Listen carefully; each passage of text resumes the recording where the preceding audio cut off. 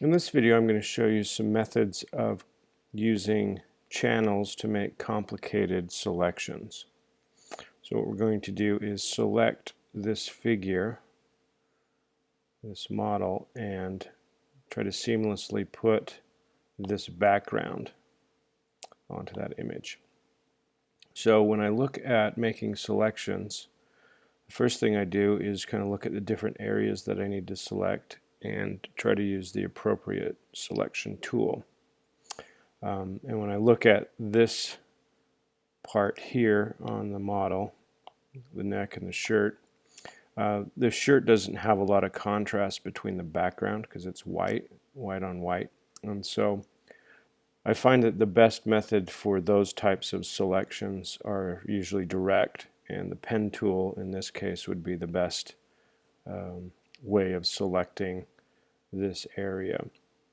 I'm also going to use the pen tool to select these earrings. The complicated part is how do we select these fine hairs and maintain some transparency on those edges so it blends smoothly with the background. Well, that's where we're going to use the channels as a means to create that selection. But let's start by kind of analyzing the information that we already have in the image. So I'm going to click on my channels palette and look at the three red, green, and blue channels. And what I'm looking for is contrast. And when I look at the background, I'm seeing a little bit more contrast on the green channel.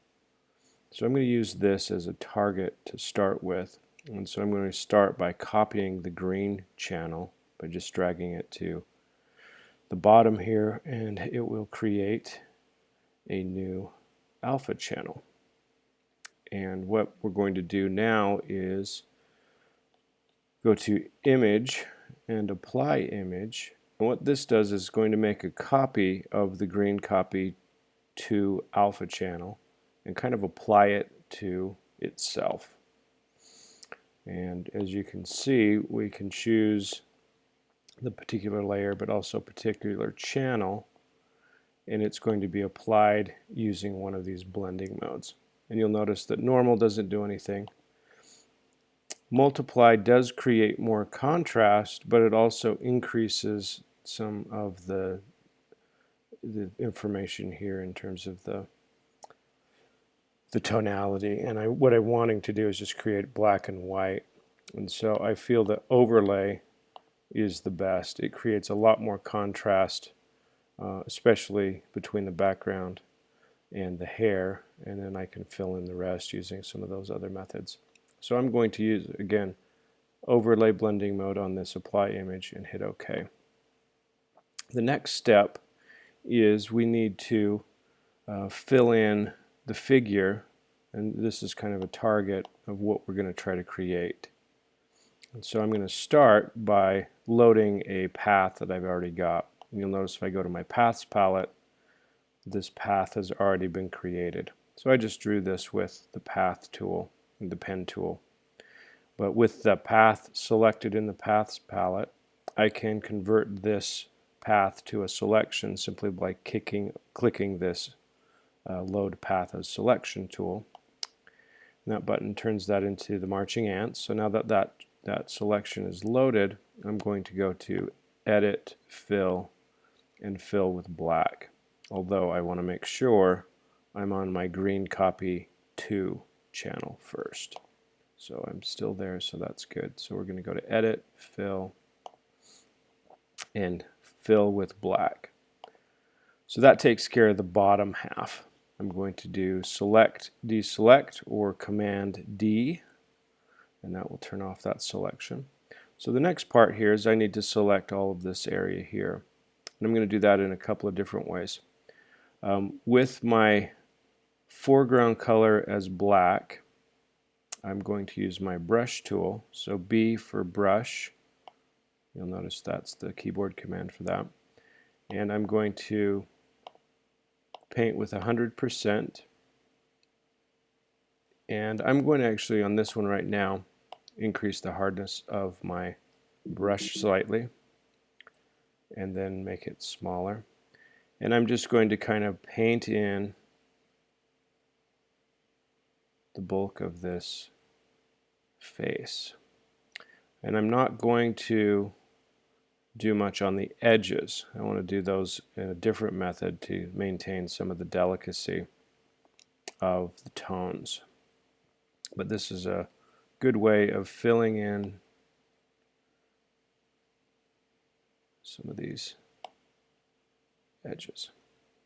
All right, so with that done, I've got a pretty good start, but these are areas that I want to worry about. And when I zoom in a little bit, you can see I've got a little bit of gray here and some of these subtleties. So the method I'm going to use is continue using my brush.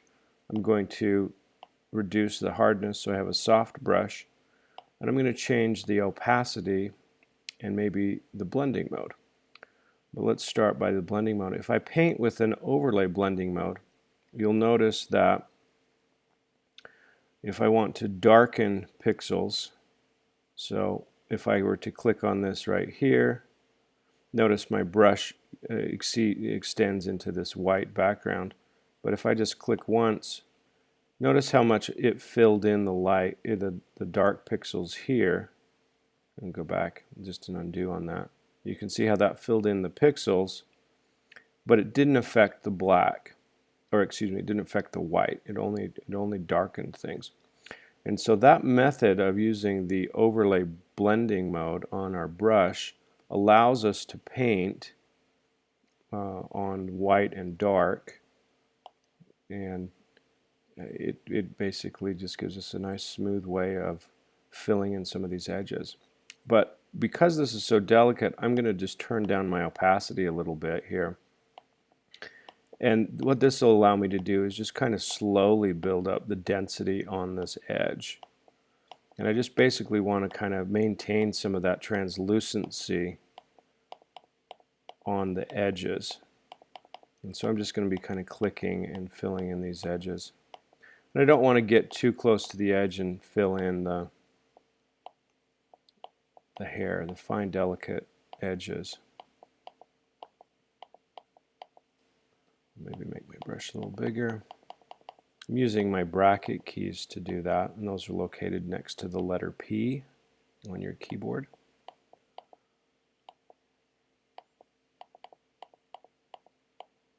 Alright, I think I've done a pretty good job of that. So I've got the darks filled in, but let's get rid of some of this gray. So I'm going to swap my colors, toggle with the X key, or you can click this arrow right here. We'll paint with white, and you can see as I click, it just takes care of all of this. And that part I'm going to work using a full opaque brush, 100%. Cleans that up. Let's drop it back down a little bit. We'll do some more subtle work on these edges.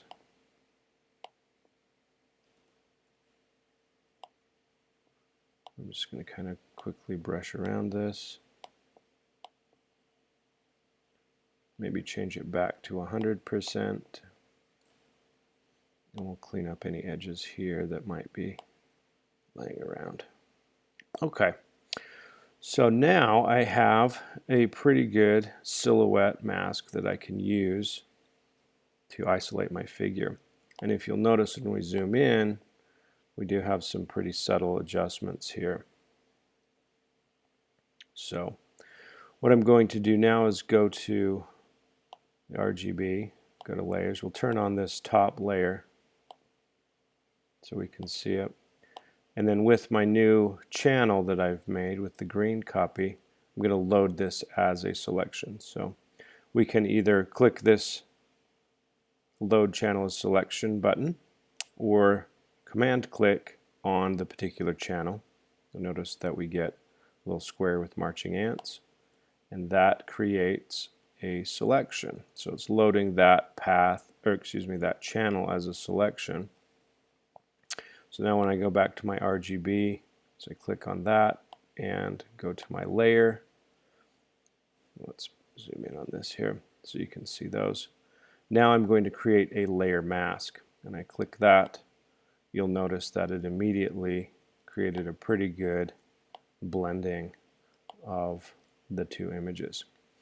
But there's a little bit of haloing on those edges, so I want to work the mask a little bit more to kind of make those blend a little bit more smoothly. So the first thing I'm going to do in particular is keep some of this shadow here, because I've got a darker texture background that's going to go on a lighter. When I change this blending mode to multiply, that's going to help bring in some of those shadows. The other thing I think it's going to do, especially since we have some dark hair here, that's going to bring maybe some of that dark hair back. So I'm going to just go to normal and multiply on my blending mode, and you can see I did grab a little bit more of that hair and it brought in this shadow, which makes that a lot more believable. So the next thing we're going to do is what we call choking the mask. And what we want to do is just refine those edges a little bit more. And we can do that in a couple of different ways. One of the quickest ways that I like to do is just to run a tonal adjustment on the edge of that mask. So I'm going to just show you this layer mask so you can see it. But when we look at some of these areas, you can see that I've got shades of gray on this channel.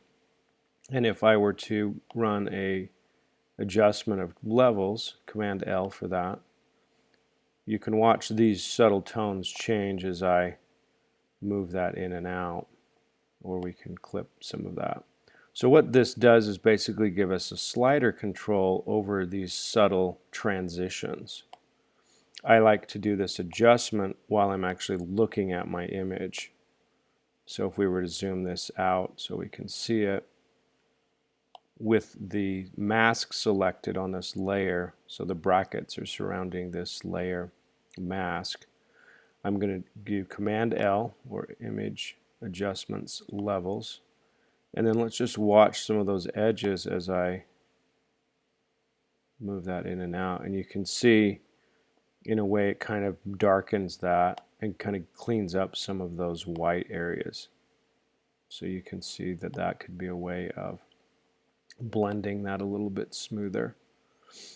The other method that also is very nice is if I double click on my layer mask, the properties palette comes up and we have the option of refining the mask edge.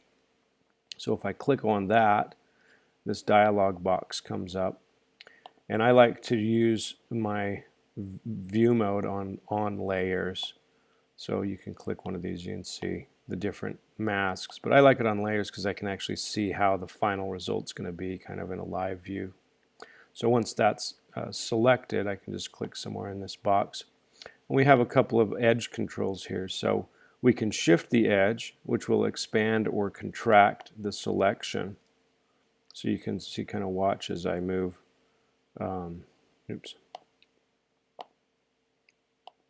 As I move the edge, you can see that that actually added a little bit more of that white, and then this will take it the other way. So you can kind of decide which blending works best for you there. Let's zoom back out a little bit so we can see other parts of the image. The other adjustment that will help blend those is to add a little bit addition of feathering, which is going to add a subtle transparency on the edge. So if I just increase the feathering, you can start to see that it starts to kind of clip things out a little bit. I also like to look at edges. So you notice this edge here with the feathering, you can see how it's kind of chunky right now. So I may want to look at other areas of the image and maybe watch the feathering to say, okay, I want to keep that kind of smooth, but not, super feathered. It will cut into the figure, so you want to be careful about how much this adjustment you should make. So, but you can see that that starts to blend that a little bit more.